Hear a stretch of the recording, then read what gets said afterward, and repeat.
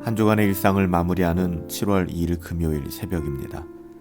오늘은 로마서 묵상 131번째 시간으로 로마서 9장 15절부터 16절까지의 말씀을 가지고 은혜와 긍휼을 베푸시는 하나님이라는 제목으로 하나님의 말씀을 함께 상고합니다. 모세에게 이르시되 내가 긍휼히 여길 자를 긍휼히 여기고 불쌍히 여길 자를 불쌍히 여기리라 하셨으니 그런즉 원하는 자로 말미암음도 아니요 다른 박질하는 자로 말미암음도 아니요 오직 긍휼히 여기시는 하나님으로 말미암음이니라. 아멘. 사도 바울은 하나님께서 모세에게 하신 말씀을 인용하고 있거든요. 오늘 15절 말씀에 보면 모세에게 이르시되 내가 긍휼히 여길 자를 긍휼히 여기고 불쌍히 여길 자를 불쌍히 여기리라 하셨으니, 사실 이 말씀은 출애굽기 33장에 기록되어져 있는 말씀입니다. 당시 모세는 하나님과 함께 시내산에 있었는데요. 하나님께서 모세에게 십계명을 전달해 주셨죠. 이때 모세는 상당한 시간 백성들과 떨어져 있어야만 했습니다.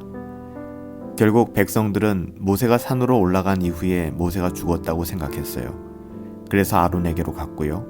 아론은 그들을 위해 금송아지를 만들었죠. 산에서 내려온 모세는 사람들이 금송아지에게 예배하고 제사하는 모습을 보고 큰 충격을 받았습니다. 하나님께서 심판하실 것이 분명했기 때문에. 그래서 모세는 이스라엘 민족을 위해 간절히 기도했죠. 그러자 하나님께서는 다음과 같이 모세에게 말씀하셨습니다. 출애굽기 33장 19절 말씀인데요. 여호와께서 말씀하시되 나는 은혜를 베풀 자에게는 은혜를 베풀고 긍휼히 여길 자에게는 긍휼을 베푸느니라. 하나님께서는 모세에게 은혜를 베풀 자에게는 내가 은혜를 베풀고 긍휼히 여길 자에게는 긍휼을 베푼다라고 말씀하셨습니다. 은혜가 필요한 사람에게는 내가 은혜를 베풀 것이고 긍휼이 필요한 사람에게는 내가 긍휼과 자비를 베풀겠다는 하나님의 말씀이죠.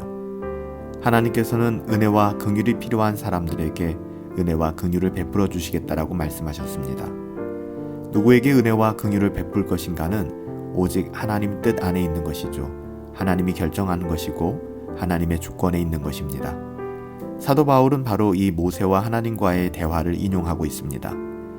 따라서 사도 바울이 주장하는 바는 크게 두 가지죠. 첫째, 하나님의 주권입니다. 하나님이 우리에게 은혜를 베풀어 주시겠다는데, 우리에게 긍휼을 베풀어 주시겠다는데 그것을 부정하거나 이것을 금할 사람은 아무도 없다는 것입니다. 누구에게 긍휼을 베풀어 주실 것인가, 누구에게 은혜를 베풀어 주실까의 권한은 오직 하나님께만 있다는 것입니다.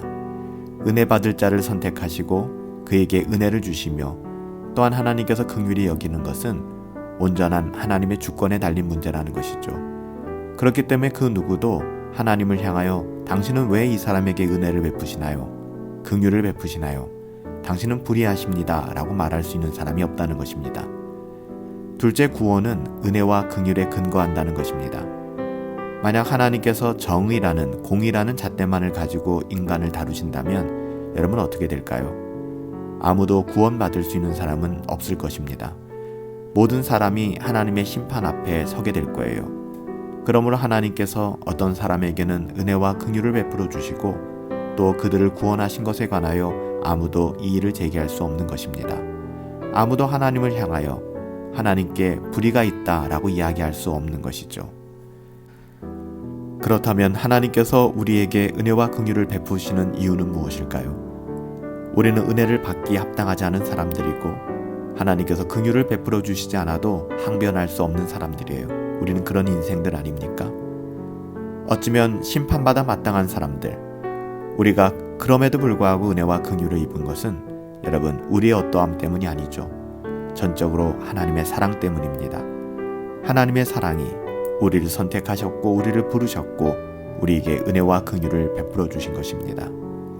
어느 누구도 우리를 향하여 이 사람은 은혜 받을 수 없는 사람이다 말할 수 없는 것이고 어느 누구도 우리를 향하여 하나님이 긍휼을 베풀어 주시지 않아야 한다라고 할 사람이 없다는 것이죠. 왜냐하면 하나님이 우리를 사랑하셨기 때문에, 우리를 부르셨기 때문에.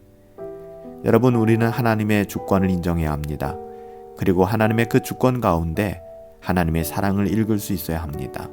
하나님의 은혜와 긍휼이 바로 그 하나님의 사랑으로부터 말미암기 때문이죠. 내가 긍휼히 여길 자를 긍휼히 여기고 불쌍히 여길 자를 불쌍히 여기리라. 살아계신 하나님께서 우리를 긍휼히 여겨주시고 불쌍히 여겨주셨습니다. 그 사랑과 은혜가 날마다 우리의 삶 가운데 가득하여 우리도 하나님의 그 마음을 가지고 우리에게 붙여주신 영혼을 향하여 긍휼한 마음과 민망한 마음을 가지고 하나님의 사랑을 증거하고 전할 수 있는 복된 하나님의 자녀다운 삶 살아낼 수 있게 되기를 예수님의 이름으로 축복합니다. 살아계신 아버지 하나님, 저희가 구원받은 것은 전적으로 하나님의 은혜 때문입니다. 저희가 하나님의 자녀된 것 역시 전적인 하나님의 은혜 때문이죠. 살아계신 아버지 하나님, 우리는 아무 자격 없지만 우리를 긍휼히 여김을 받을 자로 여겨주시고 불쌍히 여김을 받을 자로 불쌍히 여겨주셔서 하나님의 은혜와 긍휼하심을 부어주셔서 감사합니다. 날마다 그 은혜 안에서 하나님의 긍휼하심 아래서 우리의 삶을 살아내게 하여 주시옵시고 우리의 삶을 통하여 하나님의 자녀다운 삶을 증거할 수 있도록 은혜 내리어 주시옵소서.